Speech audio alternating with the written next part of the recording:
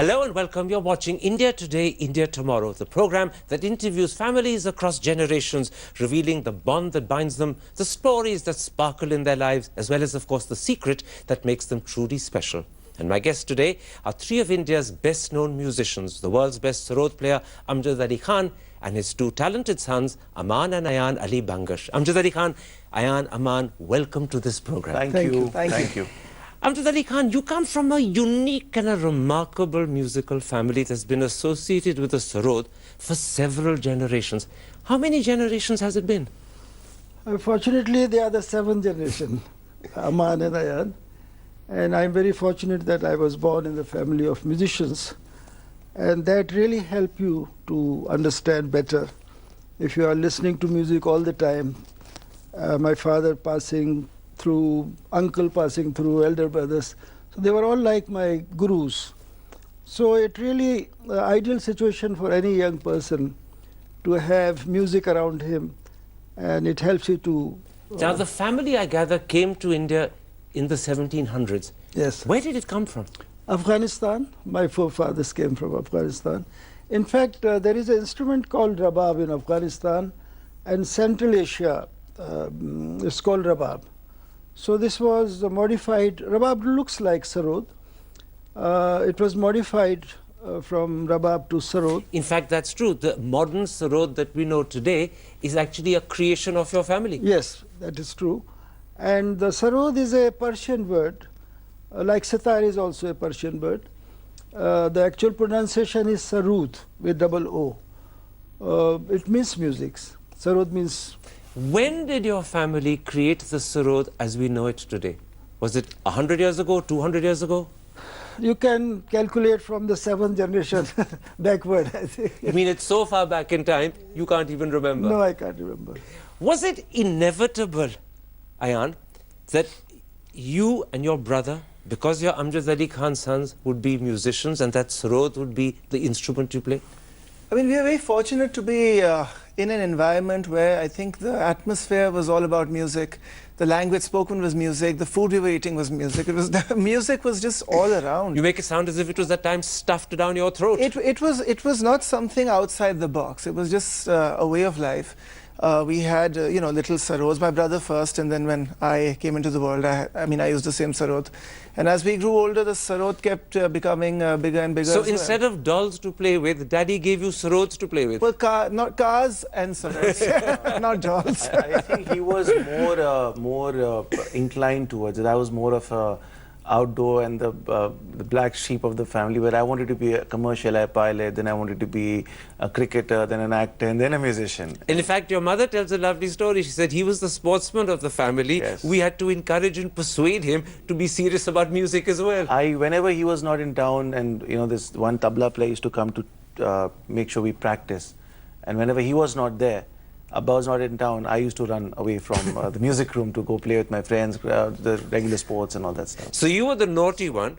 Were you the goody-goody? I was naughty in my own way, but I think I was inclined a little earlier into music. So, I would dress up like my father and sit in the music room. I'd cover my, he wears his shawls on his feet, so I would just put some duster on my feet. He liked the idea of being a musician. So I liked the idea of being on stage, the idea of traveling, the idea of, doing everything that was associated in the business. So I kind of was very clear that this is what I want to do. In a sense, Amjad Sahab, you set the tradition because you did a very interesting and unique thing when both of them were born. Instead of whispering Arabic verses into their ears, which is the traditional thing to do, yes, I gather you whispered rags. The sound, you see, in India, we say Swar hi Ishwar hai. Appealing sound connects you to God. And there was a family tradition that particular kind of melody I sang into their ears. But I'm told it was Malkons for one son and Darbari for the other. Why did you make that difference? No, but I don't want to discuss about that, that part. It's a very sacred for us, but just a appealing melody, I would like to say. While they were talking about Aman and Ayan, I would like to share that Aman was an automobile child, from the age of 1 or 1.5. I was born inside an auto. I mean, you mean you were born on the back seat? He had lots of, small cars and as toys. But while watching, I used to drive once upon a time, and he will only point out imported cars if Mercedes is passing So by or coming out BMW. as a brat, basically. He couldn't even speak. Or a sign of very good taste. Or a sign of Maybe. Expensive taste. No ambassadors and Fiats for you, only No, the he best. never showed Fiat or Ambassador, and he couldn't speak at that time. He will just say, Mama, he will just show like this. So we always realized it was imported car. And now today, he really takes care of automobile of our family. But coming back, I love music. You must make that point. And But music, I'm told that childhood for you and your brother was not really very spoiling.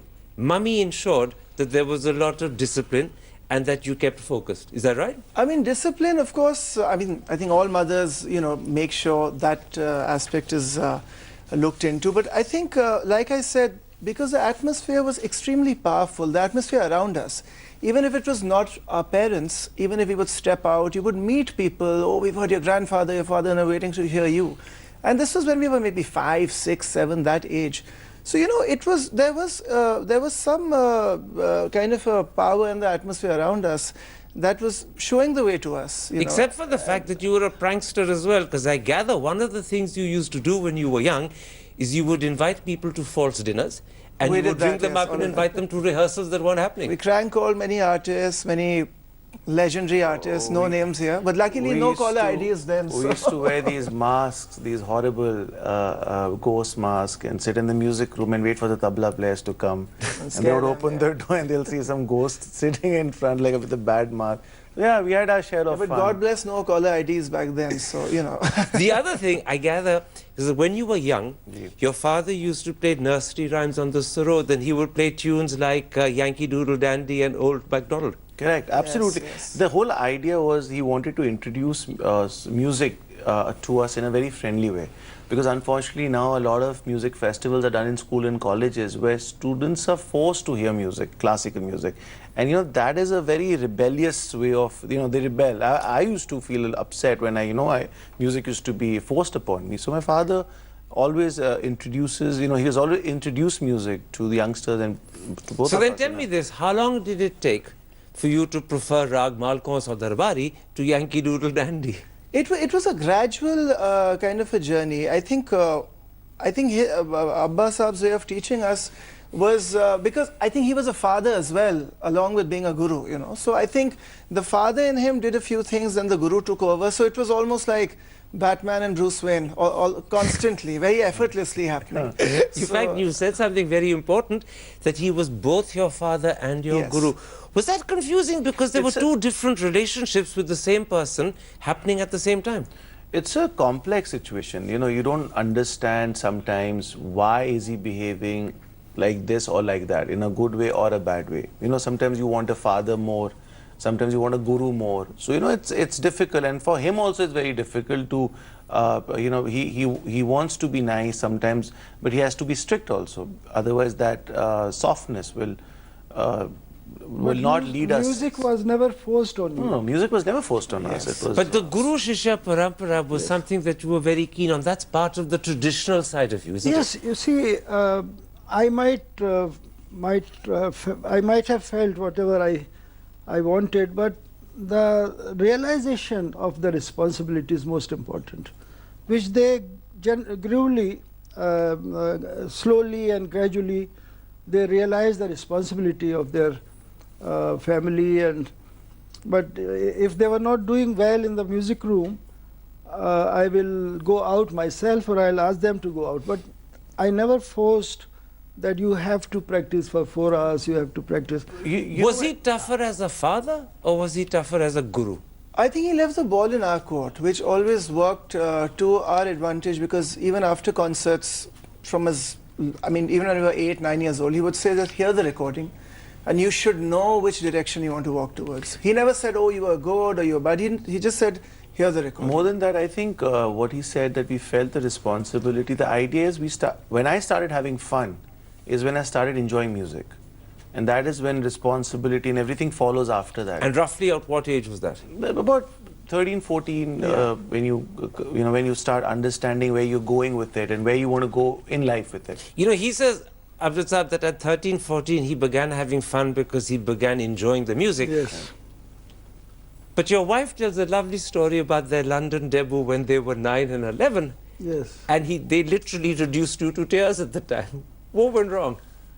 When Logan Hall. We had a Logan bad Hall, concert. yes, yes, Ayan Bhai and I, we had a bad show because we were busy roaming around in the streets of London and having fun at that young age.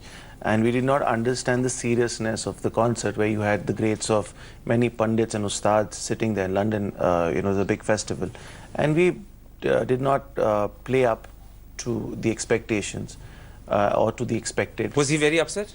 He didn't say anything. He didn't say anything but, because silence kills, I think. So Yeah, but so that was night, I think Abba got slight temperature. Absolutely, yes. That did happen. And we were coming back to India the next day. So He was that leaving is- for the US. that was but, shameful, But so- to see him like that, I think that kind of impacted. Yeah. But it's a great us. satisfaction when you see children or disciples becoming responsible. That gradually I started seeing that before any concert, they start practicing, preparing. I taught them together, but they practiced separately. I mean, that was because I wanted their Individual talent to show. But you know, side by side with music, there's something you did for many years on television. You were hosts of a very popular program called Sare Gama. Right. Yes. Was that fun? It was interesting. I mean, I was still, I mean, we were much younger then. And it was before the whole, television industry changed in India. It was just before that. But it was wonderful. We did 2 or 3 seasons, and we had to speak in Shuddh Hindi and all of that, and we met so many judges, and it was entirely a talent show. So it was really an experience that we cherished. You carried on Sare Gama for several years, and then suddenly you dropped it. 2-3 years because I think there was a limitation that we thought we wanted to do more because those were Was the it years. coming in the way of serious music? I would not say that was also music, but it was just coming slightly with schedules and date issues with other things. Like today, if we had done a show like that, it was more comfortable. Back then, when you're in your 20s, early, like 19, 20, you also need to play a lot of concerts. You need to be accepted by people, the music fraternity, the real connoisseurs of Indian And classical. this took away time from that. It was taking time yeah. because we never performed, even till date. We sometimes, if Ayan Bhai and I know that we cannot practice pretty well and deliver a concert, we will not take that concert up.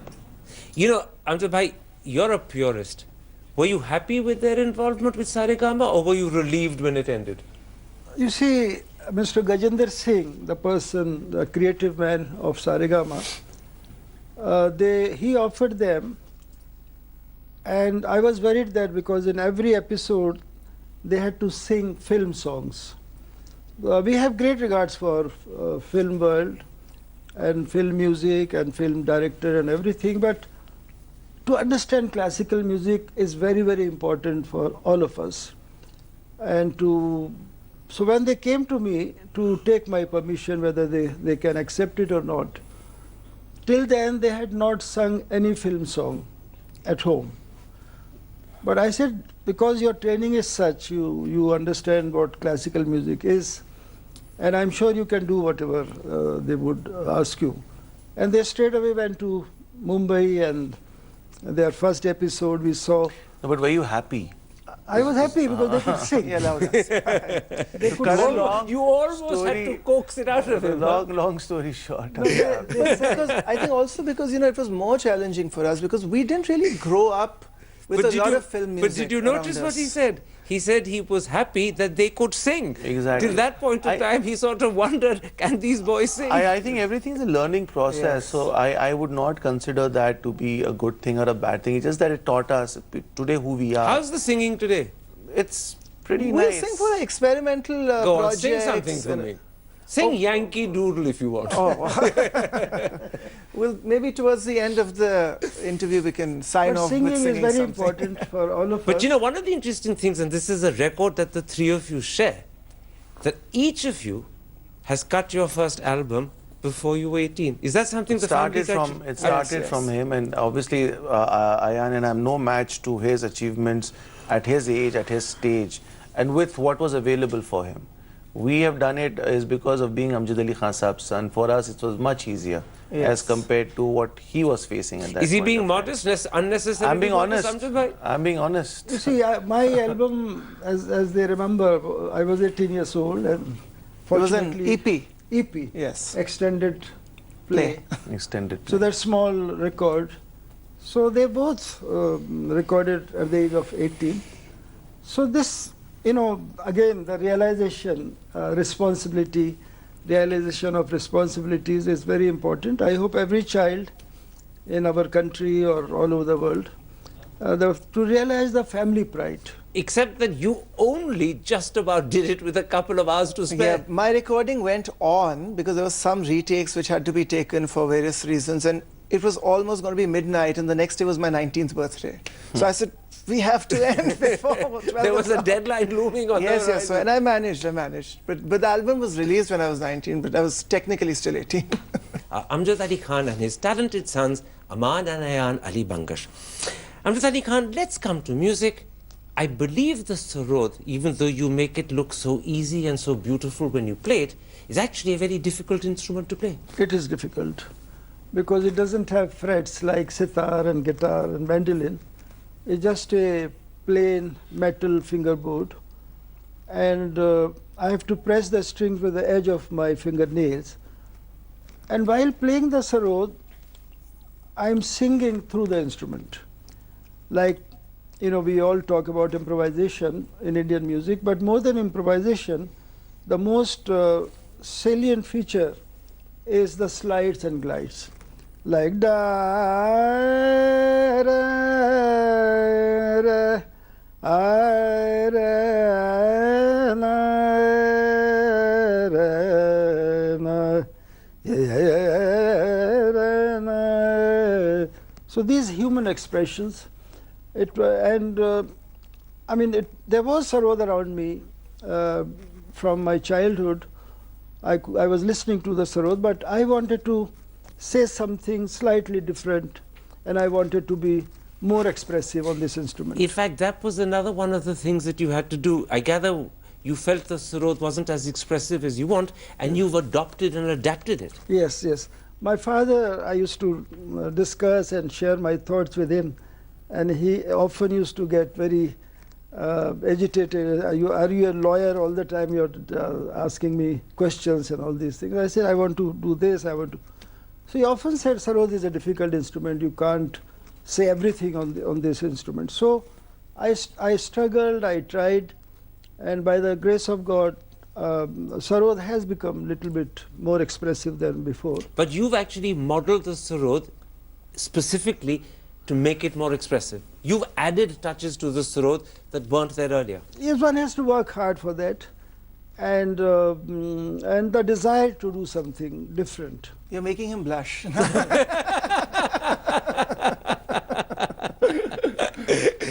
When you were younger, you'd play as the Bangash brothers. Now I gather you prefer, as often as you can, to play individually on your own. Which is more fun? Which is more rewarding? Fun definitely is playing together because there's more interaction. Rewarding would not be the right word, sir. I would say Indian classical music is very individualistic. So you need to, it's like an artist painting a canvas. He needs to first understand what he's capable of, what he is, precision and everything. And then he can club it with two artists can make one canvas together. It's like that. It's So two you're different suggesting thoughts. that actually to be able to play well, you have to first know yourself. Absolutely, Very because much it's so. more challenging to play to, it's like two chefs creating one dish. So has Chances, the I think- process of playing on your own actually revealed things about yourself to yourself? Absolutely. Very much. I think we both started off as soloists, and like my father said, even today, I mean, we've always practiced individually. But in terms of the offers for concerts, presenters want both of us playing together more often. But then there are a whole lot of festivals where we play individually even today, and it's very important, like he said, because you we have cater to. to all markets, solo markets, duet markets, and trio markets. Yes. So I mean, We don't leave anything. But you have to. When you get together after being comfortable as soloists, then it's like making a beautiful bouquet of flowers together. So it's collective and It's more creative. It's more creative and challenging. Yeah. Now you've had some incredible performances, and I believe many in front of Prince Charles. What is it like performing at Highwood House with the future King of England sitting there as part of the audience? I think you should answer that, because in his, No, what was your in his experience? reflected glory in a good way, Yes. we got the No, no. opportunity to play in these festivals. But you've had that opportunity many times, so before I come to Yeah. him, No, we were very honored. In Highgrove, the invitations went out from, Prince Charles, and The concert was for some charity. was to raise funds for Just about, just about 30 Academy. people, 20 or Yeah, 30 just a few people, and his so it was very intimate surrounding. extremely Without intimate, mics, we played without mics and all that and his stuff. involvement in art and culture, he's really, I think he values tradition, he values this kind of an art form. So, and he asks questions about the Sarod and about what it's like, performing. But and an epitome of, I would say, culture, upbringing, class, and grace. and yes. grace. Is Now, in fact, there's a lovely story, Amjad Sahab, about yourself and Prince Charles in the days when he was married to Princess Diana. Yes, yes. They'd come to India, they were dining with the Prime Minister, and as the evening went on, it became chilly, and the princess began to feel cold. And I gather you came to her rescue. No, because I was, I will never forget Mr. Narasimha Rao. He made me sit in front of Princess Diana. I don't know, was that a protocol or that was his personal desire. And it was open air, everybody was having dinner. And the kind of clothes she was wearing on that evening, I think she was very, very uncomfortable, and she was feeling cold, and everybody was Because of the looking, weather, yeah, because of the yes. weather, and also clothes. And so Your dad doesn't approve of the clothes, you can see. So I asked, I said, what happened? Everybody is looking here and there. The High Commissioner, Dr. Singhvi was there also, and Dr. Manmohan Singh ji was there. So then I was a bit embarrassed to offer. Shawl was there, but then I got up and offered my shawl, and she wore it. And it said, was a "Thank you." very expensive old family jamevar. 400 years old, my family, I got it from my father. And she, at the end, she wanted to return the shawl. I mean, she kept wearing, and we came to drawing room, we were having coffee. And when she was returning the shawl, everybody started watching, it was like a theater scene. I said, please keep it as a token of love and respect from my family and all of us. And she did? No, you can't do it. There's some, gentleman, a very eminent, he came with his jacket to Princess, and he said, if you don't take the shawl, you take the jacket, I will take the shawl. So I don't think she liked that joke. And she said, no, in that case, I prefer the shawl, and I'll wear it too. So she wore the shawl. And she got a 400-year-old shawl. Yes, she, after Delhi, they went to Jaipur, and she was wearing there. But she's a beautiful person, very graceful, and the kind of work she has done, we are It was all aware of incredible. that. She was incredible. But there was a concert that the three of you did recently, just 2 years ago, the Nobel Peace Prize ceremony in Oslo, when Maryala Yousafzai and Kailash Satyarthi won the award. Was that a special moment? I think that's the biggest production we ever saw, international production, in terms of, we've done a lot of concerts at the WOMAD Festival and Carnegie Hall and everything, but that itself, the whole production, the way it was done, from Queen Latifah to, the whole Steven setups, Tyler, yes, it was Steven amazing, Tyler yes. just with us in the backstage, just having coffee, and so it was like, thanks to my father, we got that opportunity. But what was really interesting, that the concert, of course, was extremely memorable, but what was even more memorable is that after the concert, backstage, there was another concert, because Steven Tyler and Nuno Bettencourt came into our green room, and they wanted to, hold the instruments. So there was this jam session that happened with my father singing and, him strumming and him singing. So it was, and that went on unexpectedly for a good 40 minutes. And no one in the audience had any idea about that, because that was a private that was concert. after the concert, and so it had some amazing moments. Offer yes. came that they wanted us, all three of us, to play for 5 minutes. So I was, I didn't like that 5 minutes. I said, no, I can't play for 5 minutes. So I told everybody, no, I don't want to go. Then they all, made me realize the importance of Nobel Peace Prize.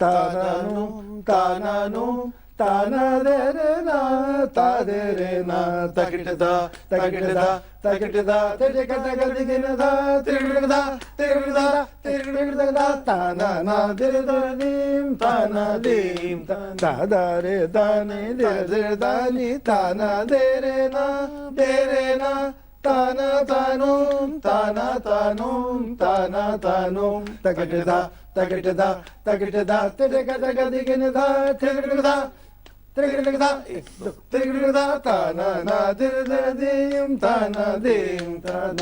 various kind of tarana. And that just happened for the first time. Yeah, so we've never done this with him. You make it look and seem so easy, but actually I take it that this sort of thing is actually quite difficult to do. It's called stagecraft. You're smiling and reciting. You are genuinely modest. You're determined to make the exceptional look ordinary. But something which they are very familiar, I would like to sing that Bahar Tarana, which you can, you know this. Tadare dani, tadani dim, tana tanum, tadare dani, tadani dim, tana tanum, tanum, tananum, taderena, taderena, taderena, taderena, taderena, tadare dani, tadani dim, tana tanum, din tada, din tana na na na na na na dim, tana na na na, tana na na na na na na dim, tana na na. Ta-na-nom, ta-na-nom, ta-na-ta-na-nom, ta-da-re-da-ni, da-ka-da-da-dum, ta-da-re-da-ni, ta-da-ni, dim, ta-na-ta-nom.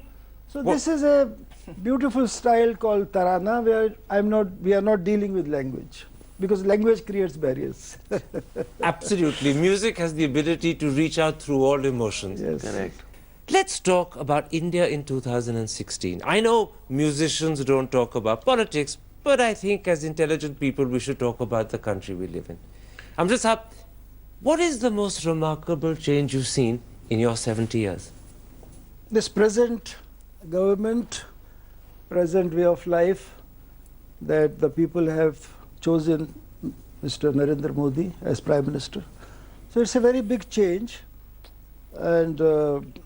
and he's a very well-meaning person, and he's getting a lot of support from the overseas, and we have to see the results.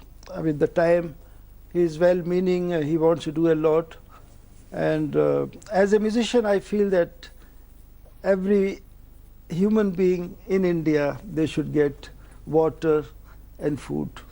These things matter to you. Yes, it does. Have you ever, as a Muslim boy, ever faced any prejudice? Or are you protected by family and by music? I think, because the flavor of our home has been extremely unique, because Ma being a Hindu, Abba being a Muslim, I think this... Your wife being a Hindu. And my wife being a Hindu as well. And, so this aspect was never a question. I mean, we grew up, like I said, it was all about, doing things together. And I think that is the most unique flavor of India in any case. Even today, politics aside, I think we as Indians, we are so dependent on each other. And now we're celebrating the 70th year of India's independence very soon. I think that this power of togetherness will only grow more and more. And that will never come in the way of anything. But I also hope that, we flourish more and more as a country. We have, at this moment, a whole series of campaigns that have happened. Ghar Vapsi, Love Jihad, Beef Bans, Bharat Mata Ki Jai. Right. Even now in the papers, stories about exoduses from UP. Do these sort of things worry musicians, or do musicians cut themselves off from politics? I think musicians definitely cut themselves out of politics, but they can make very good politicians themselves. Jokes apart. Are you revealing a secret ambition? Well, Traits of the trade, yeah, so traits of the trade. they're good politicians. But anyway, we have faced those situations in our lives. But coming back to your question, so is that I've always believed there are two religions. Main two religions is good human being and a bad human being. You have radicals in every religion. This whole thing about tolerance and intolerance that blown out of proportion, according to me. India is a very loving country. Everybody cannot do without the other person. It's a circle. Everyone is connected to each other. And if you really talk about, you have the azans that happen in every colony. There are 6-7 speakers, and they're pretty loud no one has any problem with it. So India is a loving country. Like there's bhajan going on. No one has a problem with mandir bhajans. No one has a problem with azans coming 5 times, 6 times a day. No one's complaining. So that means that India itself is a country with love and affection. No one has ever done that. And my humble request as a young person, almost young person, is that to all the there's a younger brother teasing his elder one. I would not take names, but I have a lot of young politician friends that we all hang out with. We sit together. And I always mention this point that why is it that religion has to be attacked? Why can't you attack other things? Why? What's the answer they give you? No, it's politics. But you know, talk about religion. Both of you have a unique religious culture. Your mother is Hindu, your father is Muslim. Was religion important in your upbringing, or was it just something there in the background? I feel very awkward even when I have to fill up a form. I mean, recently when my kids were going to join school, there is a point where you have to write religion, and I actually wanted to write Indian. Because you know, because me being a musician, also someone who's from the creative world, for us, you really can't, you know, write these things down, because for us, you know, we are connecting with hearts, we are connecting with souls, we believe in the language of vibrations. So that's why I wish, you know, we believe in the religion of love and vibrations and just good energy, you know. We are more, I believe more in spiritualism than ritualism. Rituals make a religion. Being spiritual takes you to the supreme, I think, you know, personally. And since our childhood, Amar Chitra Kathas were taught to us, from the Hanuman Chalisa to the Quran ayats to, you know, every Gayatri Mantra, everything was taught to us. Because my mother and father always believed, they gave us education, they told us, you see the goods and bads. Every religion has goods and bads. You pick up the goods, don't see the bads. So it's as simple as that. Amjad Saab, does religion have a role in music? Is there a connection between religion and music, as there is in Western musical tradition? Is there a connection here? You see, our music, Indian classical music, is based on religion, spiritualism, and trust. As Ayan was saying, that he wanted to fill that form, saying that he's Indian. I mean, one should be free to say, what is your religion? I feel like writing musician. Because musician has a different way of life. Through music, I have realized God. Because in India is the only country everybody worship through music. All over the world. Any religion, they first sing or play to ask, look for God. Swar hi Ishwar hai. That is a saying. It is coming since thousands of years. Swar hi Ishwar hai. So the sound, appealing sound, connects you to God. It's called Naat Brahm. So in our family, we feel connected with every soul. We feel connected through music. We feel connected with every soul, every religion, every human being. But you know what this suggests? That understanding music is the most important part about appreciating it. Absolutely. Today, is classical music understood by young Indians? Not just young Indians, by people all over the world. They appreciate Or do musicians have to make allowances and make accommodation for people who may be there, but may not fully understand? But I think so. It's a big blessing to connect with the audience. The popular and the non-popular are two sections. The populars are the one who have connected with the audience, and the ones who are not known have not connected. It's not that they're more superior or they are not superior. It's a connection, and that's God's greatest gift to anybody. You can connect with somebody. We need to understand that, you know, classical music was an art form. It was a very intimate art form back in the day. And gradually, you know, from the courts, it went out to, you know, intimate gatherings, then to concert halls. And today, you're performing in, you know, venues which are 3,000 seat halls, 6,000 seat, 15,000. Yeah. So, you know, we need, and I think today youngsters have a lot of love and inquisitiveness about Indian classical music. They appreciate it. But you need to understand, you know, it's not chicken tikka. It is sushi. You have to understand that. But would you make your playing easier for audiences, or would you say, no, they must appreciate the pure form I'm giving them, I'm not going to popularize it for them? What is so our biggest duty, we have been taught and what I've gathered, is when you're on stage, you are playing for an audience. It's your responsibility to make them happy. You are an entertainer. Correct, but I feel like a dancer when you say that, but like a belly dancer or something. But no, but the idea is they should come back for you. They should enjoy it. They should appreciate it. That's your duty. So you have a responsibility to Absolutely. find a way of making your music reach out to them. I am not sitting there to teach them Indian classical music. I am sitting there to make them enjoy Indian classical And as music. my father rightly says, you know, there's no rule book that says how classical music should be presented. You can play a piece even for 10 minutes or for 10 hours, it's up to you. But this is very different, Amjad Saab, to your father, because your father was a purist and he never allowed his music to be recorded. Yes. This is a different generation with a different attitude. He was committed and dedicated to the purity of music, but at the same time, some musicians, they improvise for a very, very long time. Every raga does not allow you to improvise for so long. So the sanctity is damaged. And that sanctity is important. That's very important. And that sanctity mustn't be destroyed or played around with just to make music more popular. Yes. You see, what is a presentation is the most important thing. How to present music, there is no book in the history of Indian classical music. So every musician, he takes liberty and freedom and never-ending, exposure of the rag improvisation.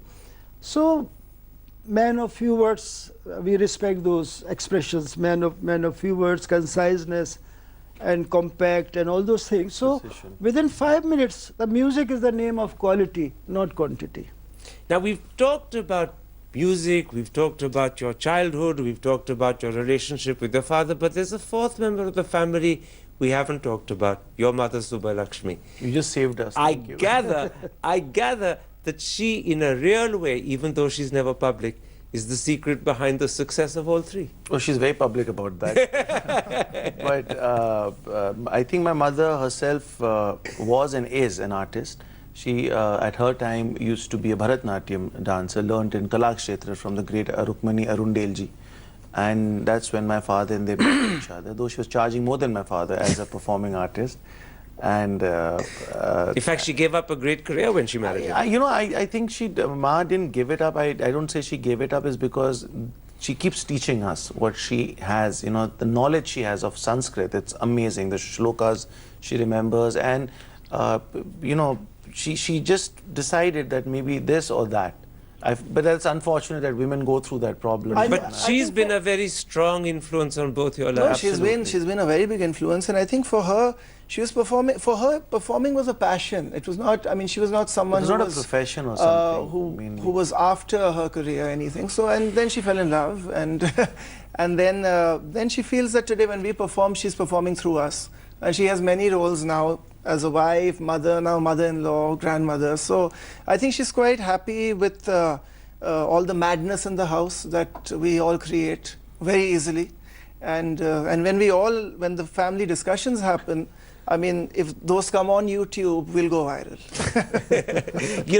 That's a lovely phrase you use, madness in the house. People don't realize that the flip side of genius is madness. And it's the madness that actually Absolutely. brings passion. It's the madness that brings love and affection. My thanks to all three of you Thank for you. coming. And if I can so put it, sharing some of that wonderful secret madness that makes all three of you so great. Thank you. Thank you. Thank you so much.